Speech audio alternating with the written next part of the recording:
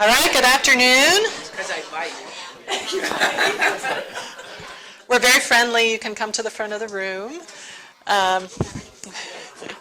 Welcome to this week's ITS seminar. I am very pleased to introduce today's speaker, our very own Dr. John Harvey, who's a professor in civil and environmental engineering and director of the California Pavement Research Center. So pavement is one of those things I think we all just take for granted, unless it is failing and you hit a pothole or you're on your bike and you hit a bump and then you complain a whole lot. So that's what John has spent his life dealing with. But you know, if you look around, pavement it's all around us. It's a huge investment on the part of local especially, but state and federal governments and the private sector. It has, incredibly important implications for our economy, for our quality of life, for the environment. But most of us don't spend a lot of time thinking about it. So that's what John's here to do, is to help us think about pavement for a while, and in particular to think about what's going to be happening in the future as all of these transportation changes and other societal changes are coming along. So please join me in welcoming John.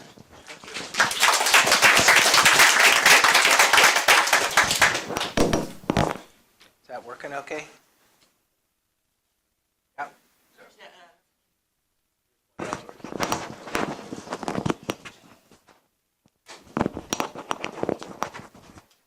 Better? Okay. Didn't work for the microphone today.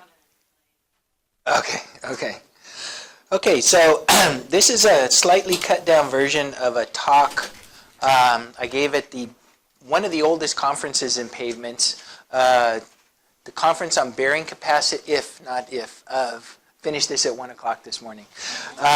Bearing capacity of roads, railroads, and airfields. So I had the road part, somebody else had the airfield part, and somebody else had the rail part. There were 3 talks. And the other 2 talks, one of them looked forward pretty much, one of them looked backward quite a bit in kind of summarizing what had been done.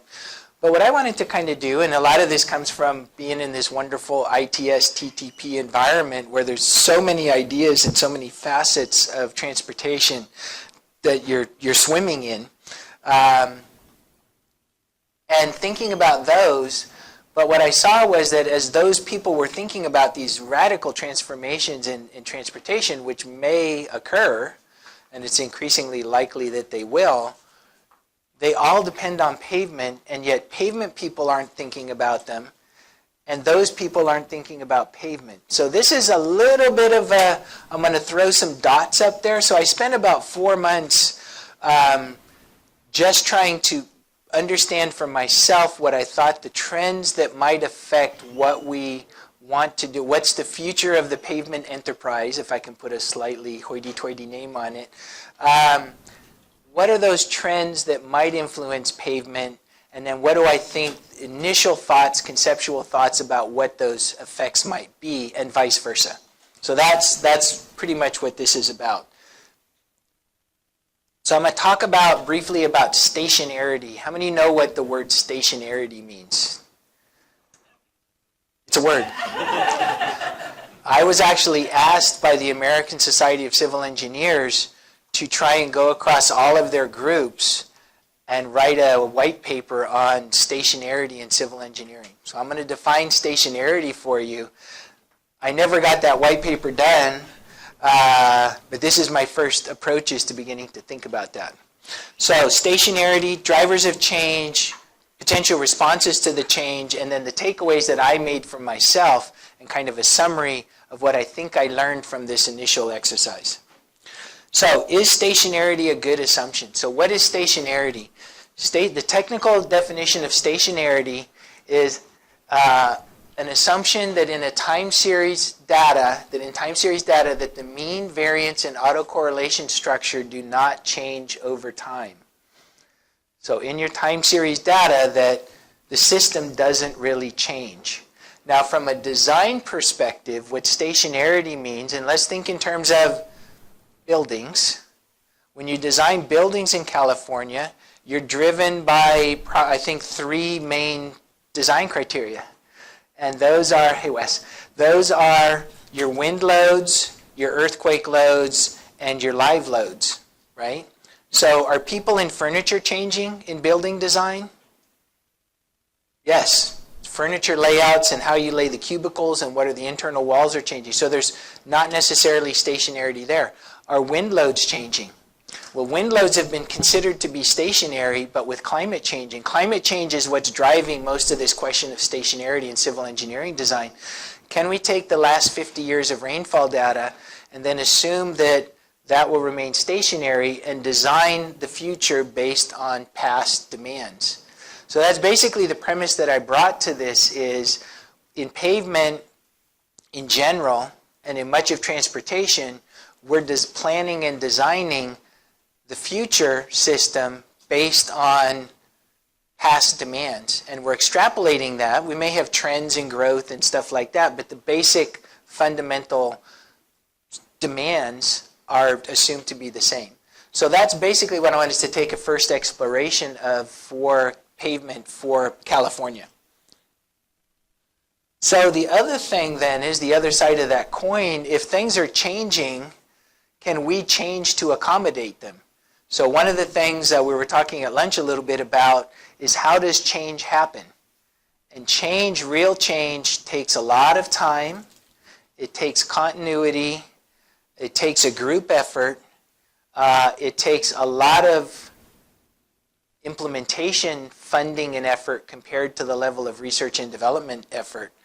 And so a part of this comes from a paper, but part of this also comes from the master's thesis of former director of Caltrans Research, Larry Orcutt. And Larry Orcutt got kind of frustrated with how can we do all this research, are we actually changing anything in Caltrans? And so he went back to school 10, 15 years into his career and got a master's degree on change management and how does it occur. So this is kind of the takeaways. What are the 4 things that can change an institution?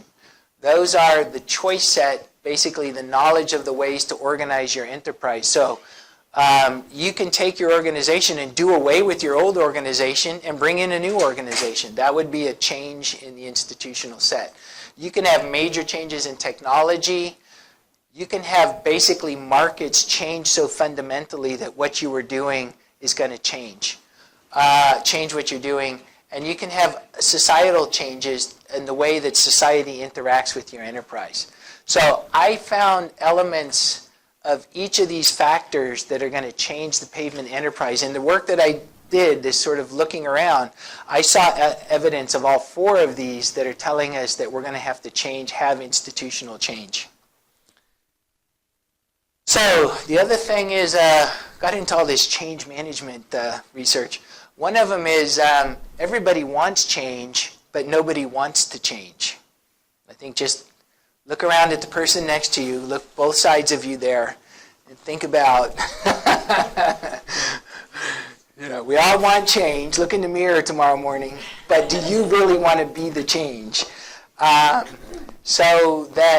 And there's a lot of resistance. I just see this in every work. I'm happy doing what I'm doing. I'm a hammer. I know the nails that I hit. Don't make me be a different tool, and let me keep hitting the same nails with the same hammer because I'm good at it, and I'm happy doing it, and I'm well compensated for doing it. So the hypothesis is that the pavement enterprise needs to understand these changes are coming, and we've got to respond to them, or it's going to make things very difficult. So the major drivers of change in the pavement enterprise that I found that I want to look at are population growth, changes in freight vehicle travel, vehicle ownership, urbanization, deruralization. I didn't find much work on deruralization. I'm still very interested in that. So you won't see that, but that's on the radar. How does sustainability and population growth work together? The 3 revolutions. Yes? Urbanization, you can have growth in both a rural population and an urban population. What we see in California is that our urban areas are growing, but our rural areas are actually depopulating. And they're depopulating mostly due to mechanization of agriculture and and once you reach a critical mass that's lost, then the community centers disappear. So if you go up the valley where I'm from, if you had a town that was less than 5,000-6,000 people, most of those towns are now pretty much ghost towns as you go up the area that I'm from north of here. And it's consolidation of the farming and mechanization. Cost in financing and lack of confidence in government to deliver pavement efficiently. Jobs in the workforce. I know you're all going to want to work in pavements after this lecture, so I'm doing my part here, but not necessarily true around the world. The forgotten 80%. And I'll just leave that as a mystery till I get there, okay? And pavement values. What do we actually want pavements to do? So the first thing, every time you read a paper by a graduate student in pavements, the first sentence always says, in this era of ever-increasing axle loads, meaning the amount of weight on the axles. And we analyze and prepare for pavement design and pavement management for Caltrans what's called the weigh in motion data. Weigh in motion, I don't know if you know it, but there's about 120 sensors around the state that are continually measuring the number of trucks, the speed of the trucks, the number of axles, the truck configuration, and the weight on every axle. And so we analyze that data and then load it up for these tools that are used. And I know how the economy is changing.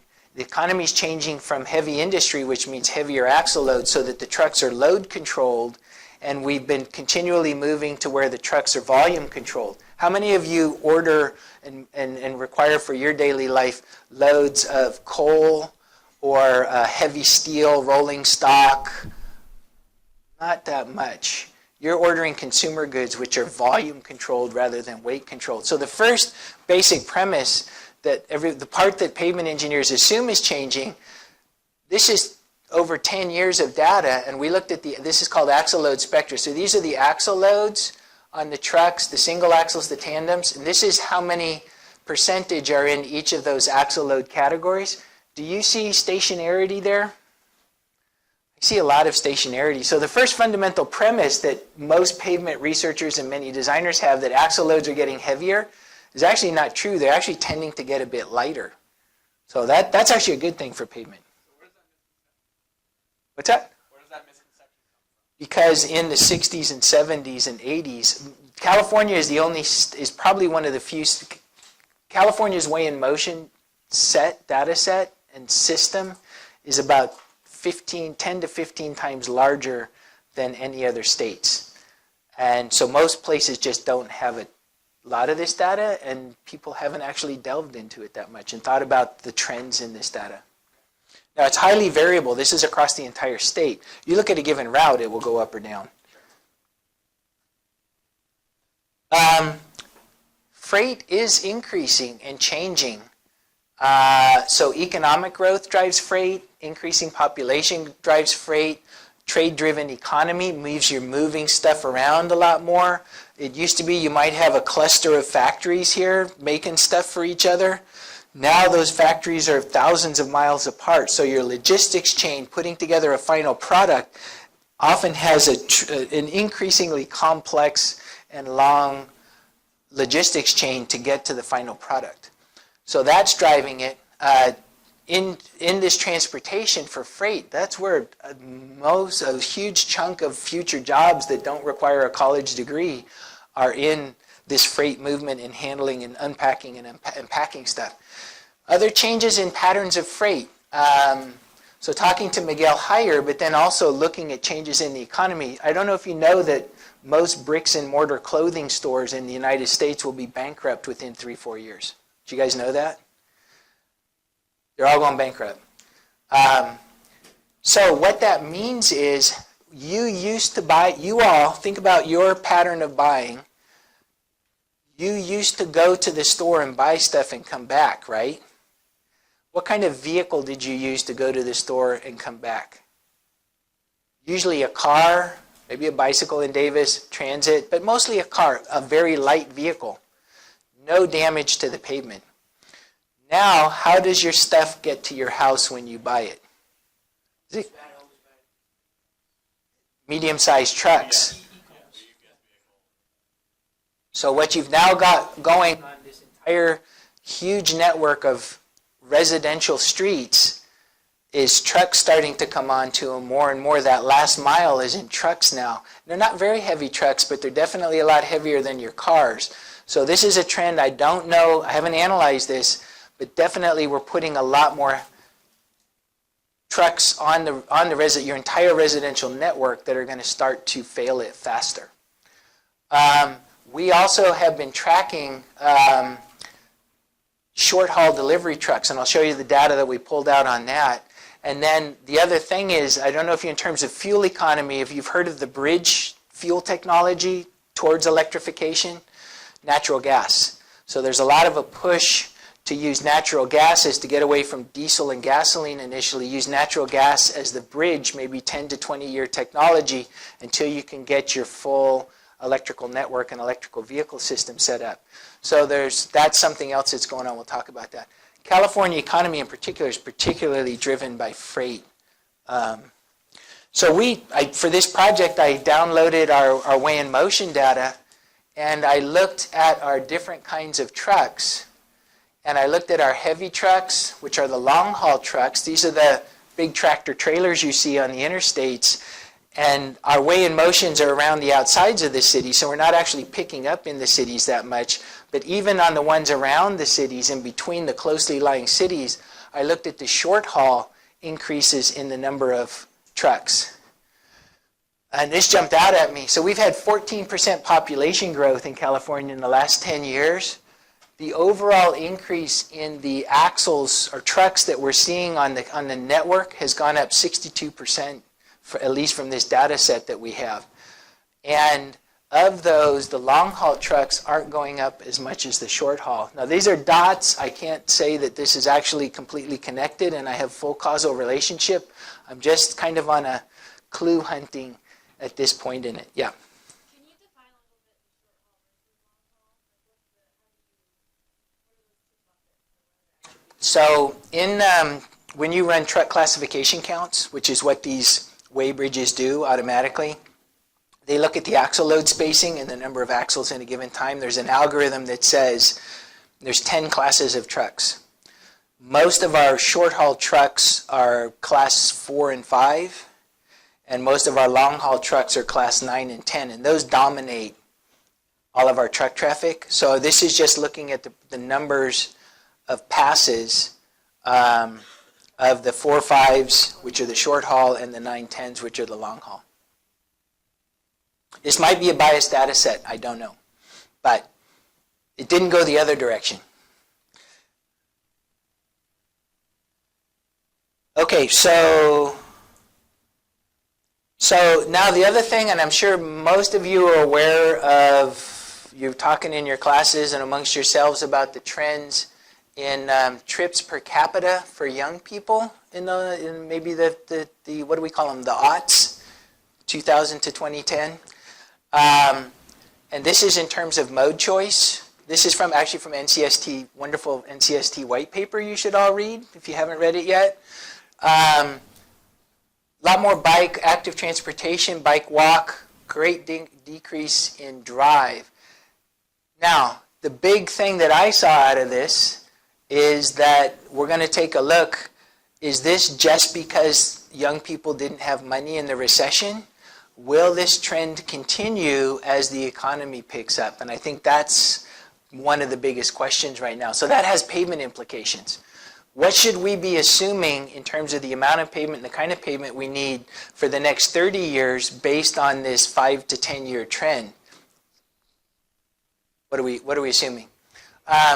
Generally, it seems to be these things that we're seeing here. Less interested in cars, more interested in technology to connect rather than travel.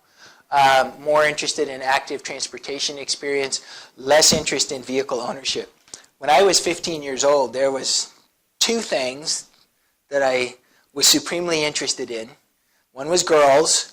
The other was cars, trucks. I wanted a pickup truck. The order varied depending on the day. So this is kind of driving for me, how much pavement are we going to need in the future? Because this pavement, this huge network that we have is built to support all these vehicles. So this is still annual travel per driver by age category, coming out of the white paper again. And different people are moving through these age categories. In general, the only group that's over time, and people are aging through these different categories, so it's a little confusing, is old people. The orange line, continued increase in average annual VMT, but all the other groups, starting with young people back in 1990, and then they're becoming older, and then they're becoming older, and then becoming older. We're seeing these downward trends in vehicle miles traveled. And the question is how much of this part, because the recession is here, how much of that beginnings of the trend is purely recession driven and how much is actual true travel behavior change? So kind of tying that into sustainability, I always come back to this, which is comes from a seminal paper on sustainability from 1971, which is a good paper to go back and read. Basic sustainability equation is population increase. If we all consumed exactly the same and had the same environmental impact, but there's more of us, total impact goes up. As we have more money, we consume more. Consumption tends to drive up our environmental impact. So both of those are shown as a red arrow driving up environmental impact. So what you have to drive it down, the basic driver is driving down the impact per GDP. Now, if you look, we're going to see some other graphs here in a minute in terms of fuel use and some other stuff. And we can see how this equation works a little bit. So that's GDP and population. Populations continue to, this is from CARB, continue to increase in California. One way to improve sustainability in that equation I just showed you is to make everybody poorer. That's one way you can definitely increase in sustainability, is make everybody stay home. And it really worked. People drove less, people didn't own cars as much.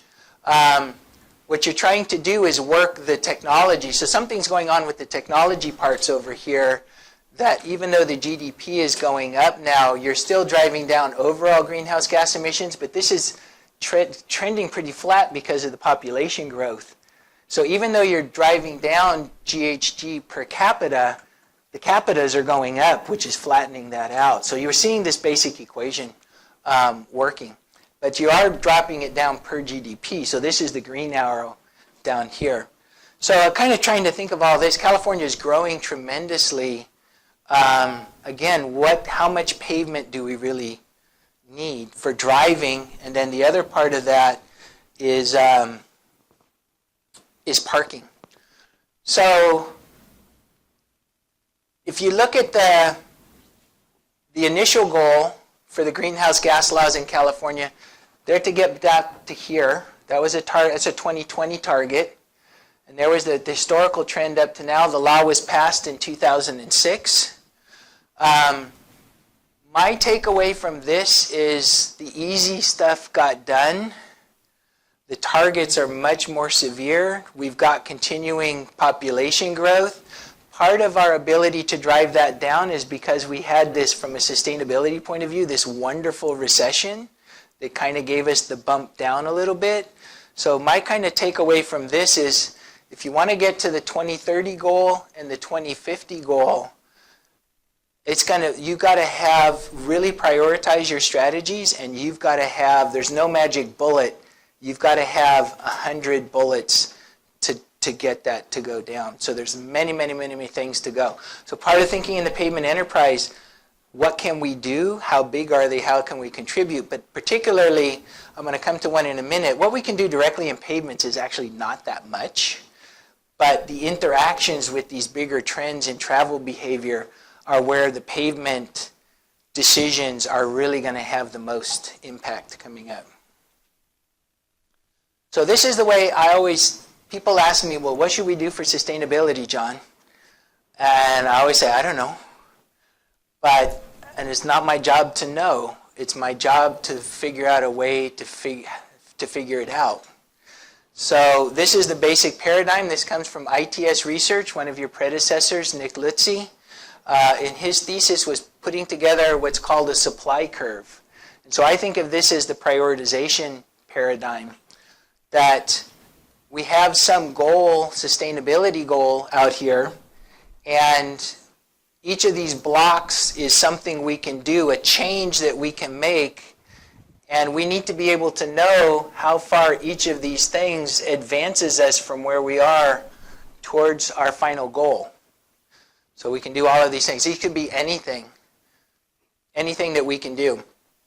Now, the second part of that is, and this is where I think we're good at identifying things we can do. I think we're not very good yet necessarily, because we don't have the information, we're not thinking this way necessarily, is out of the 1,000 things that we can do, if we can afford 100 of them, which are the 100 that we should be doing? And so the second part of this graph, which is what Nick set out to do, is the cost effectiveness part. So where do these things come from? In my world, these things, how far do we move this direction, comes from what's called life cycle assessment. How many of you have worked in life cycle assessment at all, had a class in it? Okay, good. So you know that part. That's what quantifies, and that's a lot of what drives the research. The second part over here is we then need life cycle cost analysis to figure out if we make that change, how much is it going to cost? And there's two parts to cost. One is the initial cost, and all of the initial costs are above zero because almost everything you do initially is going to cost some money. But then many of these things, if you do the life cycle cost, many of them actually save you money over the long term.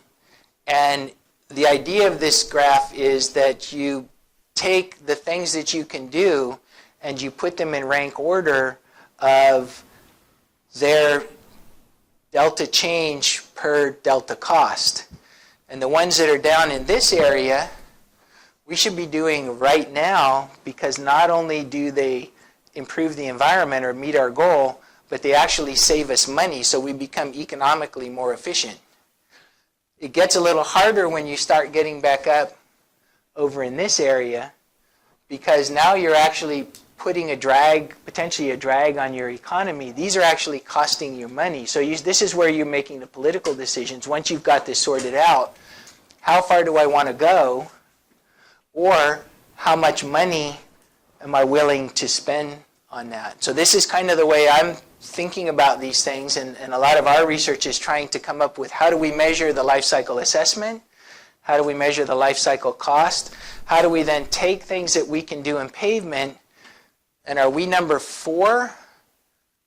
Are we a no-brainer, meaning we should do it? Do all of our things cost money? Or are we out here in number 87, 93, and 107? And if we are, then that's fine. But I want to know it, because if somebody proposes something in pavement, I want to see where we fit. So I think this is kind of the organizing framework that we're talking about in terms of trying to figure out what should we be doing for these. And it's not just greenhouse gas. This could be human quality of life in urban areas. This could be any of the goals that we set out politically. Okay, another thing, these are kind of dots. I'll try and connect them up at the end. People ask me, so what should we be doing, John? Asphalt or concrete? I say, it depends. So it depends on those sustainability goals. What's the like, and what we want to have is a competition between these various industries, that they are being driven to the top in terms of their sustainability. The second thing is we want to drive them to the bottom. We want to race to the bottom in terms of cost and life cycle cost. And so the answer of what we should be using in these things, within this we have massive price volatility. And so this is one of the things to understand, is the answer may change from year to year depending on what your costs are. So this is price volatility of asphalt versus concrete over the last 40 years. And that's a pretty good volatility. Now here's one that most people, yes? Yeah.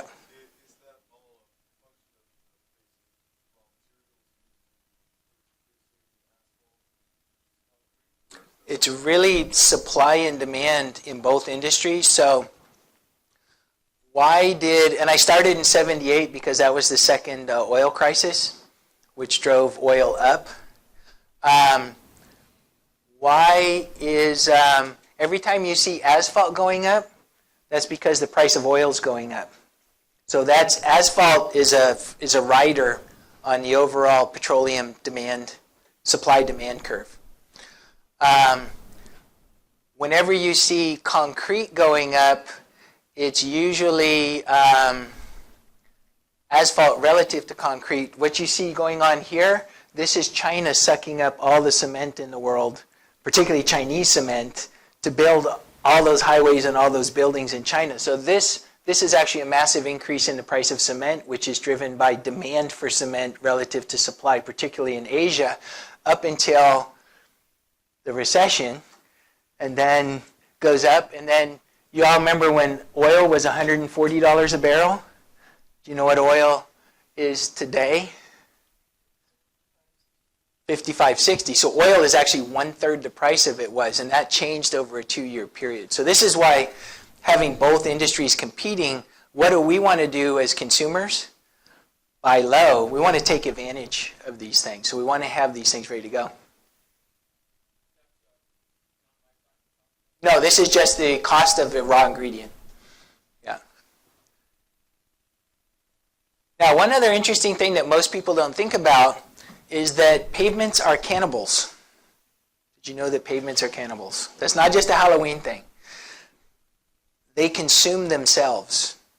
In that if you look at, we know that this is from other federal numbers, and these are for California as I remember. Freight mass throughput is, over that period, 2012 to 2040, freight mass throughput is expected to grow 47%. That's a lot. That's, again, that freight-driven economy.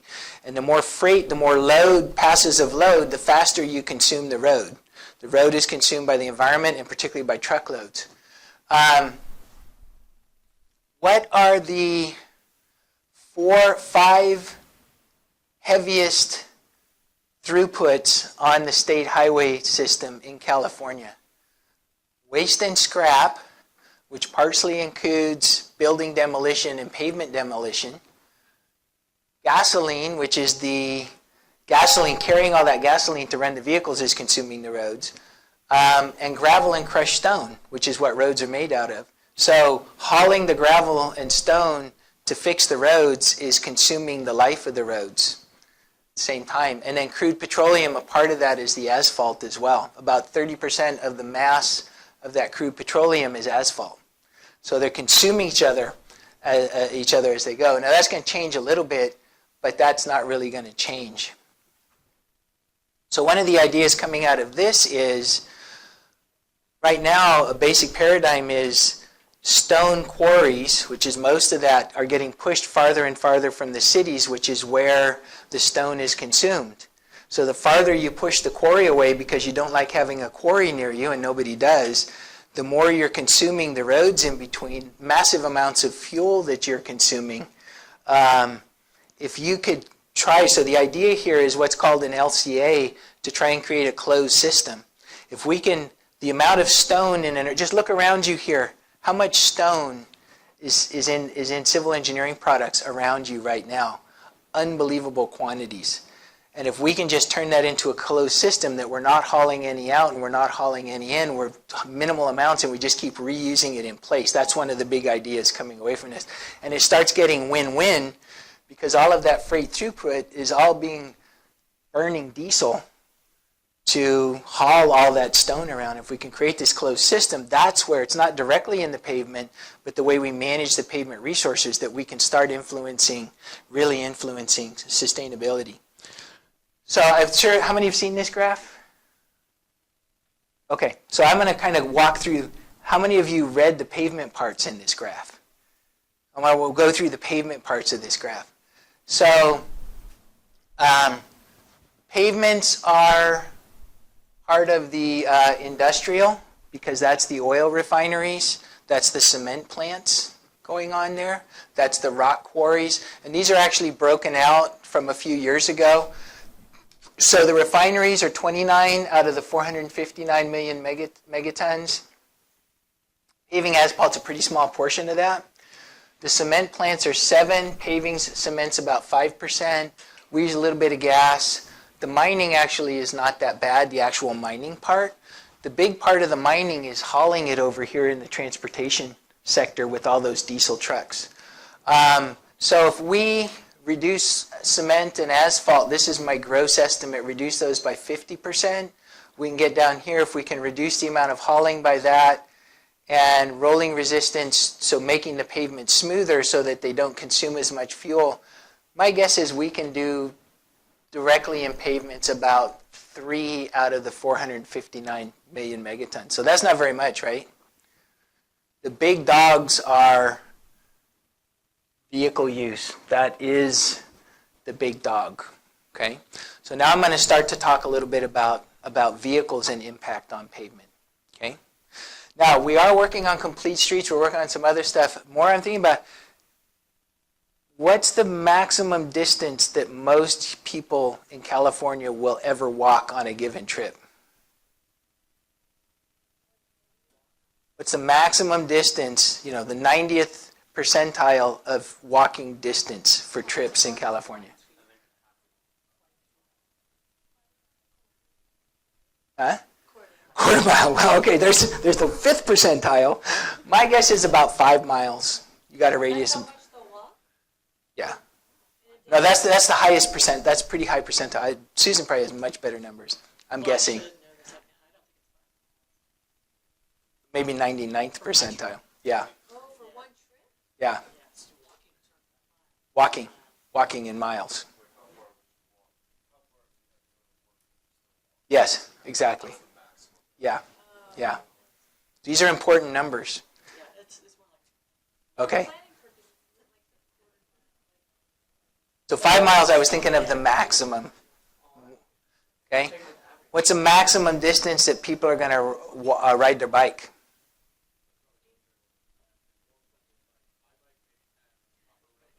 So total population, all trips. Yeah, my guess is 15, 20 at the big circle. So that's going to carve off a portion of this. And I'm going to talk about that a little bit. There's still a lot of trips up there, and none of that is moving freight. And you've got to look at what proportion of that transportation greenhouse, and all the other impacts are diesel. And diesel impacts per mile are actually much heavier than gasoline. We'll take a look at that in just a minute. So we still got to be thinking about the freight vehicles as well. So this is in addition. So I always think greenhouse gas is going to really be a major issue for my children. Now I plan on living to 110, but so I will start to feel it, but it's really my children and grandchildren who are really, really, really going to suffer. But I don't know if any of you seen this map before or aware of this. How many have heard of the zone of death? And are aware that 40% of the children in this area have asthma, mostly related to diesel emissions from the ships. These are the 2 ports, Long Beach and San Pedro, Los Angeles right here. 2nd and 3rd biggest ports in the United States for container traffic. And all of this moves up these corridors to the warehouses in East LA, and then they move out to San Bernardino and Riverside to the warehouses, and then they go up to Las Vegas to the warehouses. And so this is all diesel emissions. And these are the actual particulates, the PM 2.5. And notice that it follows all of the truck corridors. So this is what's killing us now, actually, and killing children now. So this is something that's going. This is driving things in terms of freight transportation in the Los Angeles basin. I'm going to come back to that in a minute. So pavement. Now let's take a look at pavement materials resource depletion and replacement. So as I said, pavements are made out of rocks. I talked about rocks and issues with transport of rocks. The other 2 main ingredients we use are bitumen, which is a European word, also called cement. How many know where asphalt or bitumen comes from? So when you pull out a barrel of oil out of the ground, 5 to 50% of that oil is asphalt. And the first process in any refinery is you heat it up and the light stuff goes off and you make gasoline and diesel and stuff like that of it. And what the heavy stuff that's left is asphalt. Then you put it in a vacuum and you heat it up again and you get some more stuff out of the asphalt and you have heavier stuff left over, and that goes off in a truck or a rail car to build roads with, and the rest goes into all the other petroleum products. So that's where asphalt comes from. In the United States, because our supply and demand of asphalt is pretty balanced, but we actually have excess asphalt. Huge portions of the asphalt we have, if you're an oil refiner and you have $2 billion, it's about $2.5 billion now, you install a coking unit, C-O-K-I-N-G. And a coking unit takes asphalt and burns it so that you get a little bit more gasoline out of it, and then you're left with something called pet coke. You guys know pet coke? It's a burned residue, kind of like coal dust, basically. It's the lowest grade fuel that you can have. And they do that because they got too much asphalt. So here's a question that the asphalt industry is facing, and the whole road building, and all this hardscape out here is facing. If we stop burning petroleum for transportation fuels, is asphalt valuable enough that the oil refineries will keep producing asphalt? And so we're basically faced with nothing, where there's no stationarity here. It's either going to be feast, because now all that wonderful asphalt that's getting burned to give up a few more drops of gasoline is now going to be there for asphalt, and basically asphalt becomes a 1,000-year supply because we're not making transportation fuels out of it, or the entire business model for refining asphalt goes away and nobody extracts oil out of the ground and we have no more road building materials. So this is a strategic, fundamental crossroads. Well, unless everything just stays the same, but somehow I don't think that's going to happen. So this is what the asphalt industry is actually thinking right now. It's there's no middle, happy, safe ground. It's feast or famine right now. Do you know if there's any research into any Algae poop. Yeah, there is. So they've been trying to squeeze asphalty material out of corn stover, pig manure, algae, get algae to excrete it. None of them are as nice as asphalt in terms of it's liquid when it's hot, so we can coat everything and mix it, and all we have to do is let it cool down and it's just right. So, and these are pretty expensive, and the pig manure one really stinks too. They're doing that in North Carolina, by the way. So nothing on the horizon that's really looking good. Is there something about that material that makes it so well suited to Yeah, it's this ability to be unbelievably sticky, unbelievably waterproof, very waterproof, and this property of turning liquid. It's maple syrup, basically. So when you heat it, it pours like water and it mixes with the rocks. You can spray it out a nozzle, do everything, all kinds of stuff with it. And then when it cools down to normal operating temperatures, it's flexible and you can bend it a lot, but it doesn't move around. It's a pretty nice material.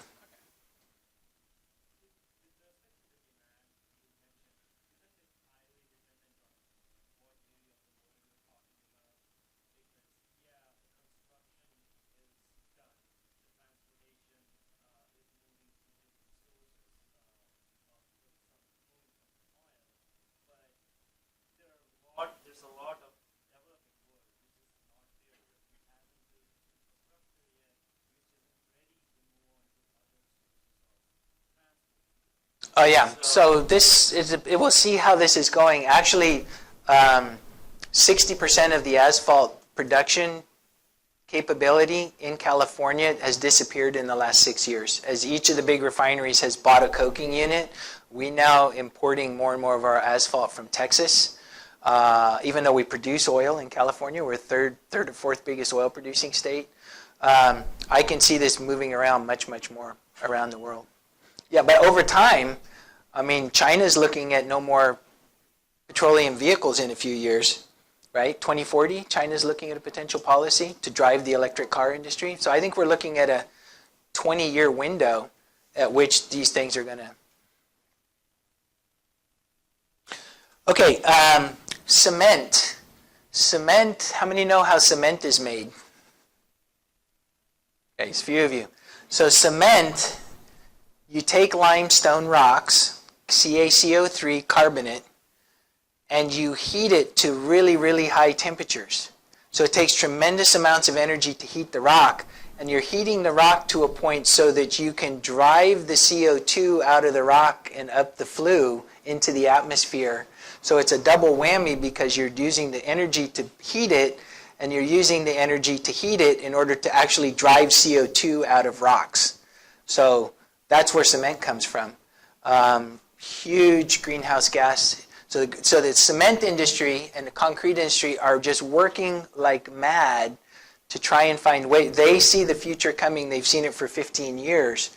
They're trying to reduce their global warming content as much as possible. So one of the main ways we do that in California, which actually makes it last longer, is all these, this is where we used to get our main, so we try and replace cement in the mixes. This is the main place we used to get it. This is the Navajo coal-fired power plant over here in northeastern, on the Navajo reservation in northeastern Arizona. And fly ash from coal-fired power plants is a great replacement for cement, improves the properties. But unintended consequences, I mean, the net is good, but in the pavement system, this means that our suppliers of materials to replace the greenhouse gas produced, we're closing these in part because of greenhouse gas and lack of competitiveness, but it's driving up potentially the amount of cement that we're having to use and the distances we're having to haul. So one of the key takeaways is none of these systems is completely independent. They all have unintended consequences that need to be sorted. So where we're trying to go with this, and this is a push we started about, yes?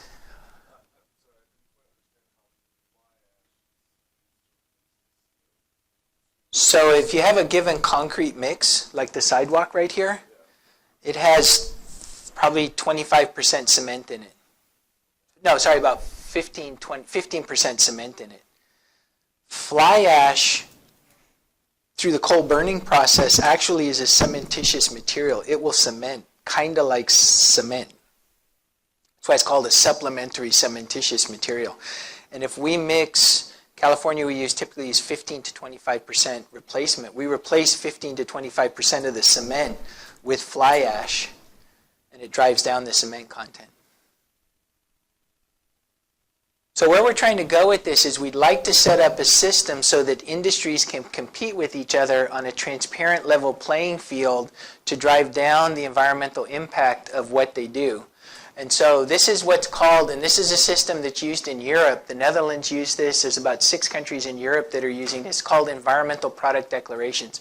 So basically it's the LCA for a material from cradle to the gate of the plant. Doesn't look at the life cycle, but it's giving you basic input information to all the analyses that you're going to do. This is basic. One of our big problems in trying to quantify all these environmental impacts is where do you get the data? How do you know what the environmental impact is of a material? So this would set up a mandatory reporting requirement. And we're working with Caltrans on this to get a pilot going. We've been working on this for about 3 years to get a pilot going in California, and that's going to start going in 2018 where we start requiring this information. There was a law that was proposed that was actually passed that had pavement materials in it called AB 262, which was going to start requiring this and then start using it to buy materials as well. And our recommendation was to hold off, go a little slower. Let's make sure we actually have a transparent, auditable system before we start awarding winners and losers in the business market with this. This is something to be aware of. Wouldn't it be interesting if you could get one of these for your car?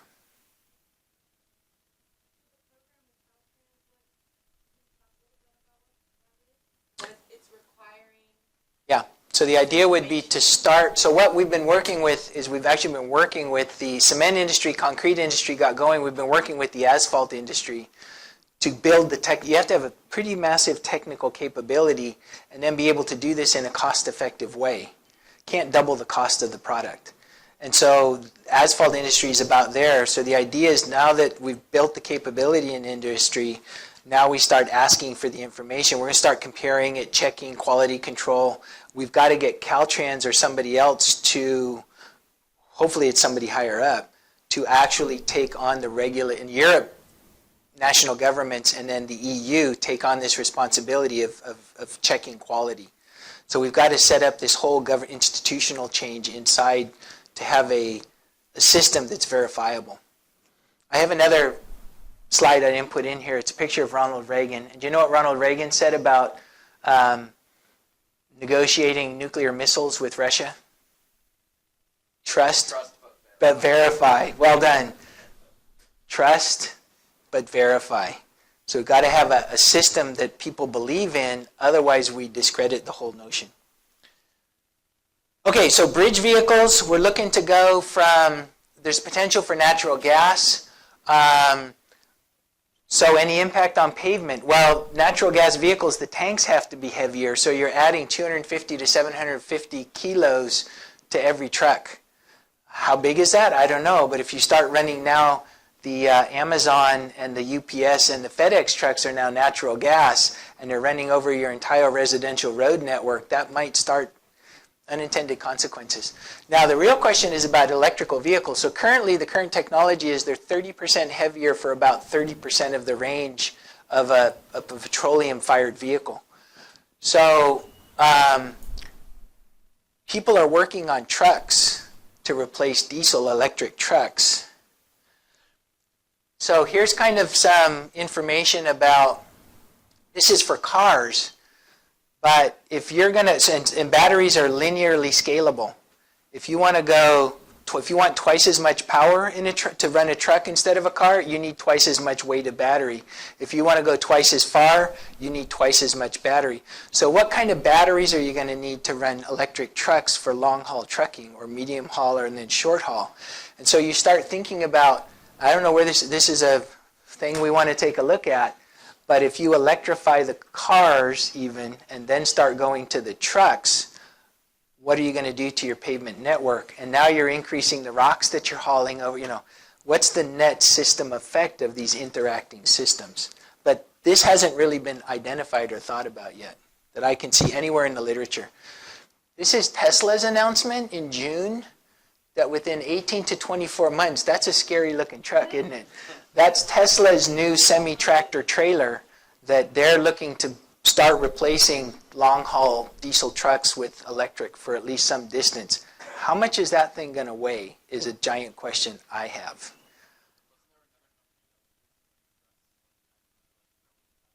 There's a couple, yeah. There was one I remember the whole thing was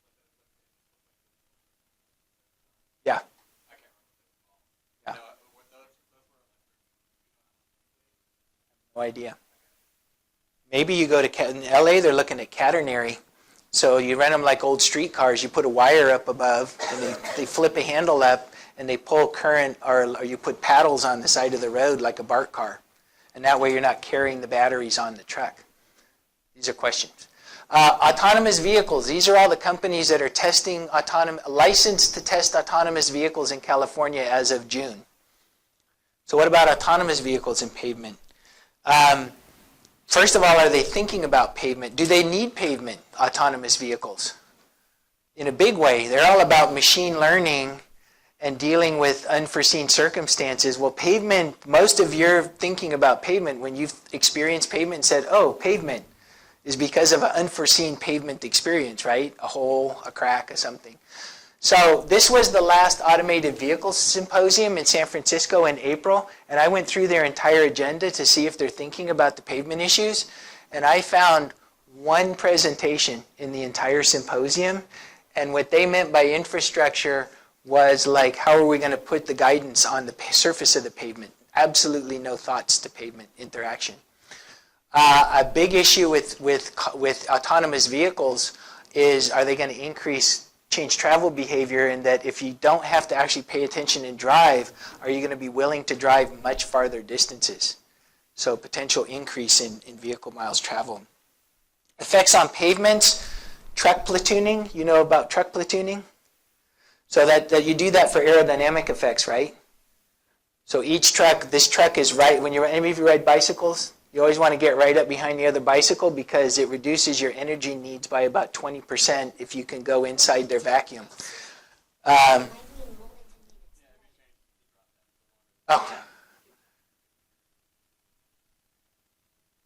Okay. I can't remember what I was saying. Okay. So that can save you 3 to 13% in fuel savings if you platoon the trucks. So that's a good thing, right? For asphalt pavement, when you hit it, it actually needs a little bit of time. If you let it respond, it will come back and stiffen up again. It's thixotropic. How many of you know what thixotropy means? Okay. So, what is thixotropy?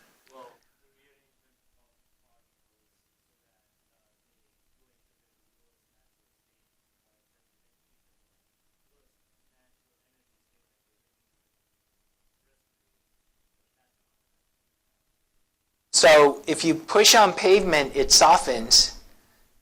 And if you hit it again, it's soft when you hit it, so it goes even more. So if you don't give it a chance to recover, it gets softer and softer. So if you're platooning the vehicles, it's potentially much more damaging for asphalt pavement. For concrete, it's actually potentially better because you can program where the trucks are going. So, uncertainty.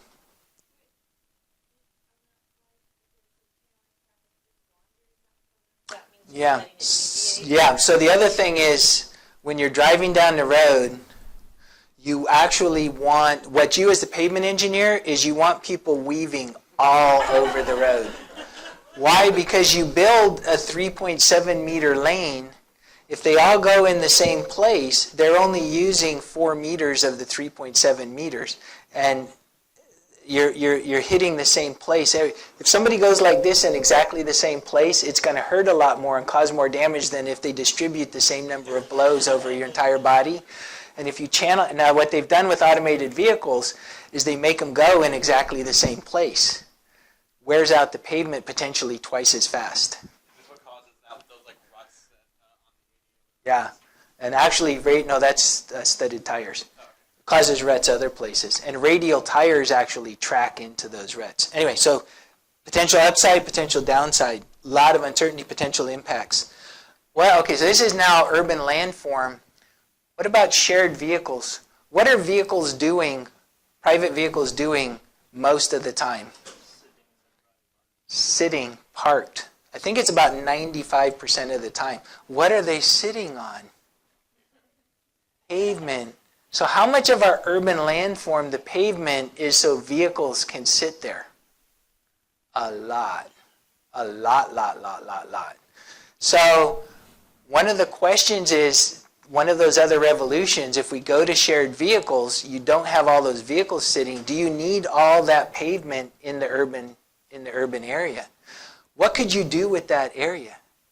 Houses, parks, offices, housing. We have any housing problems? How's your rent? So that could potentially reduce the amount of pavement that we need. The question is, see that recessionary trend? Is that going to curl back up, or is that going to keep going down? That is the giant question from a pavement point of view. Okay, I'm going to go. Got a couple more here, a couple more things. Basic technology about how to maintain pavement. So a lot of keeping the cost of pavement down and reducing the resource use is doing the right thing at the right time. That takes vans, to collect that data right now, takes vans that cost $1.5 million each. And they don't operate in city environments. So there are technologies that we're working on. We used it for our bicycle study. They're using it in South Africa.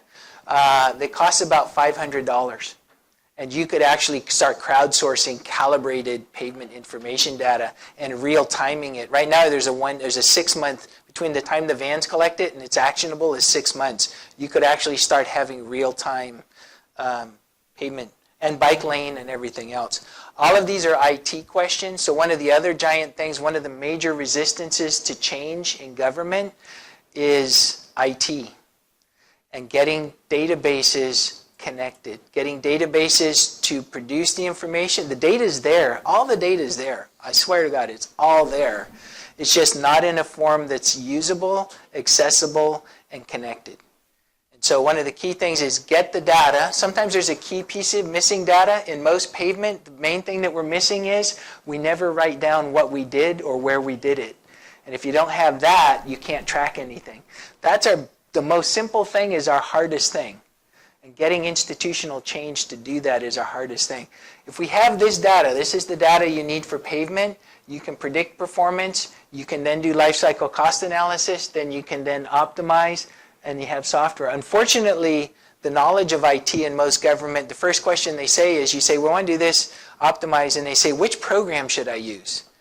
And the story that we use, and I think this is true of most of what you're going to try and do in terms of technology change, when Pharaoh went to his engineer and said, I want a pyramid, did Pharaoh's engineer go and build the top of the pyramid first? No. That's our pyramid. So this is what we call the power of the pyramid, that everything that we want to do, you have to have a framework, you have to have the data, and then you can start doing the other stuff. And this gets lost. Other things, loss of faith in government. This is the SB1 story. Yoo-hoo. We didn't have any money for pavements for 8 years. Lots of money for pavements. Oops. Immediate recall, even before the governor signed it. And now there's 2 referendums potentially going to direct voting. What are the arguments? Most of this law was passed about pavement, most of it. Government is wasteful. They don't know what they're doing. Road taxes are not spent on roads. Why can't they last longer? And why are they so expensive? Because they are. But we can make them last longer. This is actually the poll. This is the scary part that's scaring the pants off everybody in transportation in California. This is the initial poll taken on June 8th. Green means I would vote to keep the tax and the money coming in. No opinion. These are the ones who say, yeah, I would probably vote to take it away. Those add up to 58%. And this is a majority vote. So this is kind of, that money may go away unless we can prove that we know what we're doing with pavements as much as anything. Okay, where is half that money going? To local government.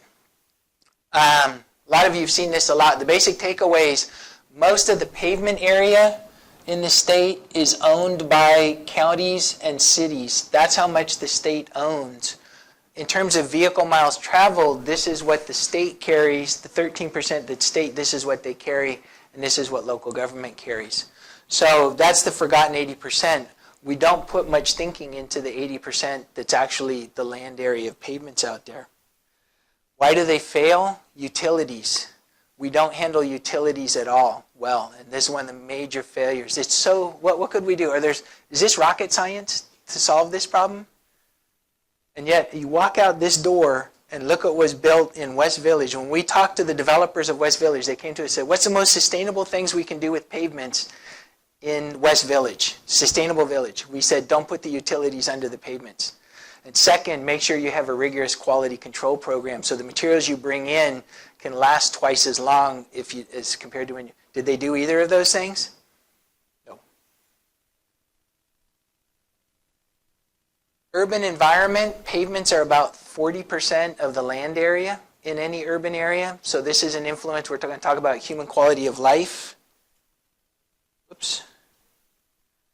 Some of the things to think about, new demands on pavements, or I would think about them, new functions that pavement should now be delivering in addition to just moving vehicles around. Active transportation. A lot of this is pretty simple. What if every time we resurface the pavement, we restripe it for active transportation? How many cities in California actually coordinate their active transportation transition plan and make it just put it in you're going to restripe the pavement anyway? Why don't you just put it into every pavement resurfacing project that you've got? Only Washoe County does it. Urban forests. Does this look like a happy tree? That is an unhappy tree. And that tree's unhappy because the pavement around it, it's not compatible. So making compatible pavement engineering and urban forestry engineering. Huge potential human quality of life. If you shade the pavement, it lasts longer. And then noise is another issue, not looked at very much, but there are things we can do for noise. Some of you seen this. There's a lot of parking area. What if this area was set up to, those pavements were designed not just to park cars, but to handle the stormwater through groundwater infiltration, to deal with noise, absorb noise, to create a nice human thermal comfort. You know what the temperature of that pavement is on a July afternoon in Chicago? It's about 140 degrees, 130, 140 degrees Fahrenheit. Pedestrian bicycle functionality on there, and then the interaction with the forestry.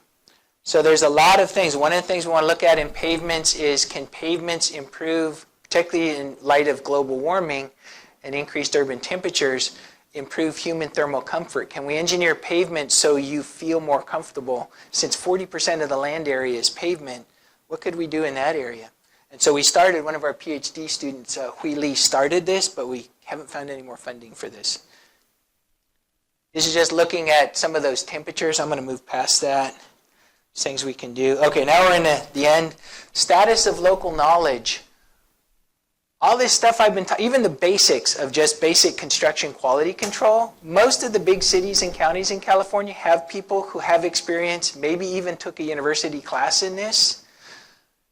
But a large number of the cities and counties have nobody on staff who's ever had one class in pavement engineering. So everything that I'm talking about here, they've never had any instruction in it. And their consultants, they hire consultants to work for them to deliver their pavement program. Large numbers of those folks have never had any pavement engineering knowledge. So there's a basic need to raise the whole knowledge issue. This is my jobs and workforce. How many young people want to come into this sexy pavement engineering world? So bringing people in, knowledgeable people, skilled people, is an issue. So takeaways. Do we have stationarity? That was my first question. Do we have stationarity? I don't think so. There's a whole lot coming. The demands are going to change. What people want from pavement. 10 years ago, nobody in California had ever heard about that pavements could influence the noise at their house. And then there were a few studies, and then you know who Larry Ellison is? You know we build sound walls in California, right? That's federal mandate. Do you know how much a sound wall costs? $1.2 million a mile, and the maintenance cost is $100,000 a mile. Why? Graffiti. Things you can do with pavement. Numbers of trucks are increasing, especially that last mile on pavements that were never designed to handle a truck. Electric vehicles and natural gas, autonomous vehicles, multifunctionality of local roads. Users will soon have better information about pavement and make decisions with it, but their willingness to pay for all this improved is going away. Sorry, one other thing I wanted to hit, I missed it on that. Right now on your cell phone, when you do Waze or Google Maps, what are the two kinds of routes that you get? Shortest and fastest. If we can work with Caltrans to put together the road roughness information and collect it on local government with that device, what if on your phone you could pull up the smoothest route, the lowest fuel use route based on road condition and grades? And all that data is sitting in the Caltrans Pavement Management System database. It's sitting there. Truckers, what if truckers could use the least freight damage route? What's that?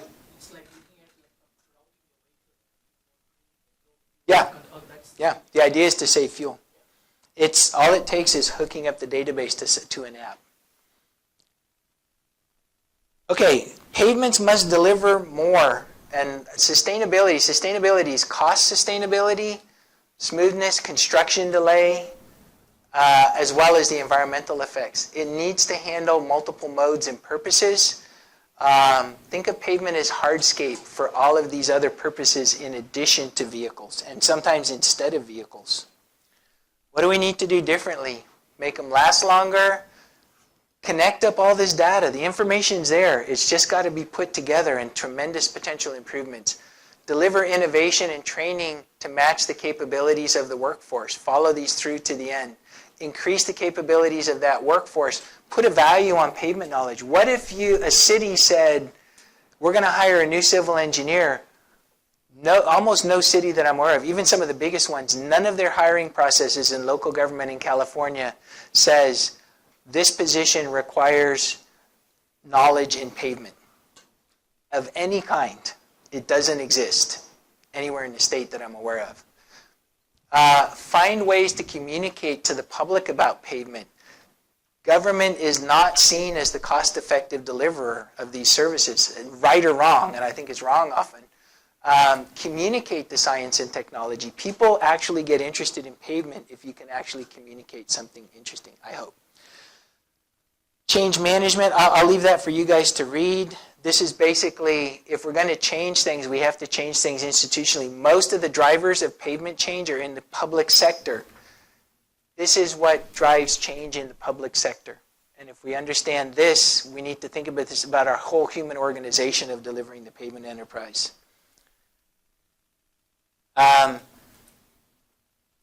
Create a roadmap. We need a vision for this. So that's what I'm trying to do here is we wrote a vision in 2000 and we've pretty much completed it. We're rewriting our vision now to get us to 2040. First of all, and this is the beginnings of the vision, then we need to create a roadmap, how to get there, steps, and then we need to communicate it because somebody's got to fund it, and more importantly than funding it, somebody's got to want it and take it and do something with it.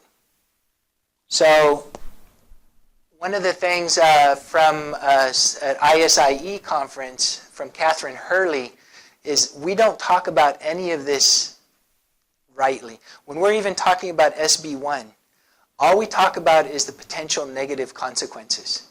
It's pretty much all we talk about. Even in much of what you guys are studying, we only talk about the potential negative consequences if we don't do something or if we keep doing something. And kind of the message is eventually everybody gets depressed. Keep hope alive. Please keep hope alive. How you communicate is really important. We need to talk about what can be done that's positive and better, not what's the negative impact if we don't do it. Let's talk about and measure and communicate what's positive and better. Livability and quality of life is what people care about. So when I talk about pavement from now on, I'm going to mostly try and talk about livability and quality of life, not about cracked pavements and potholes and ruts and stuff like that. I've got to relate that to people's pocketbooks. Nobody wants their money wasted, and that's the feeling right now. Set goals and measure and be accountable for all of this, and have the right messengers. Maybe I'm not the right messenger for a lot of this. I've learned that actually. Find trusted messengers who are informed about pavement progress but are not necessarily pavement engineers. So this is just, we have examples. This is actually what we're doing. We're following through on what I just talked about for Caltrans. We'll have nice one-page vision, and you got to connect. You get 5 seconds to talk about pavement. So these are one-sentence boxes, how to communicate this. Local government, the forgotten 80%, what we're doing on that is trying to put together a city and county pavement improvement center to get that knowledge out there. And we've got these 3 teaching universities partnered up with this. We're trying to get this funded directly by local government. But there's a lot of, well, we're doing fine. What do? We have no room for improvement. Okay, this is my last slide. I know I've taken a lot of time and I'm about up to the end of it. Yeah, okay, all right.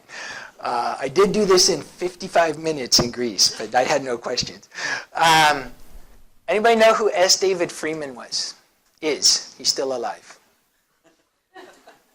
I would like, if you're writing down assignments or something, I think everybody should, not for you, Susan, for all of those guys, everybody should go Google S. David Freeman and watch one YouTube video of S. David Freeman. So this guy is one of my heroes. So who is he? Why is he my hero? He is my hero. When he was young in his career, he worked for President Richard Nixon. And for President Richard Nixon, he wrote the enabling legislation that created the Environmental Protection Agency and the National Environmental Protection Act. He then left at the end of the Nixon administration, and he went to work for Jimmy Carter. And for Jimmy Carter, he ran the Tennessee Valley Authority, and he denucleafied and decoalified the Tennessee Valley Authority. So electrical power for a big chunk of the southern United States, and made it much more environmentally sustainable and economically sustainable. He then went to work for Sacramento Municipal Utility District, and he's the guy who closed down the nuclear plant in Sacramento. He then went to work for New York Metropolitan Transportation Administration and worked on building sustainability into the culture of the New York Metropolitan Transportation District. Then he went to work for Metro LA, and his main project, one of them was to electrify the trucks coming out and reduce the zone of death and get rid of the diesel, and electrify as much as possible the freight transportation in the port area of Los Angeles. I think he's 93 this year. But I was at a conference in the Lake Arrowhead conference at UCLA in 2010 when I was writing my vision. The vision that I wrote, it's on our website. If you do UCPRC vision statement, you can actually pull down the vision document we wrote. And he got right up in this thing, and he got up in his face. He's kind of a cowboy guy. And he got about this far from me, and he said, he didn't say it, but I'm going to exaggerate, but he kind of said, boy, when your children come to you and say, why is everything, the environment so screwed up, and why are we broke, what are you going to tell them that you personally did to make things better? All of you. So, what he said in 2010 is that the transportation sector, he predicted the three revolutions. He said transportation sector is about to enter a period of profound change similar to the energy sector in the 1970s. Disruptive things happened in the energy sector in the 1970s. You guys are on the cusp of disruptive things in the transportation sector. Regulations are going to be imposed on you unless you get out ahead of them with proactive information. That's what my vision, that's what I feel is my mission. Because legislators are not necessarily very good at this, regulators. We have to do it, not for the environment, because if we don't do it, we're not going to be economically competitive. In the old days, the United States was so rich in the 1960s that we could screw up 2 times and get it right on the 3rd time and still have enough money that we could be successful. We are not that rich anymore.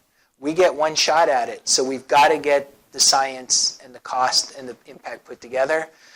And what that means is focus our research, translate them into practice, and this is the fun, easy part. This is the hard, difficult slog. And communicate, communicate, communicate, and communicate positively. Thank you.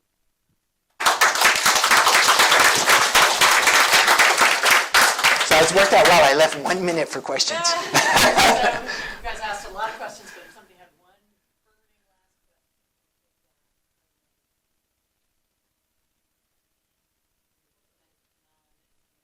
Thank you. Great food for thought. Thanks. Yeah, I haven't digested it myself, but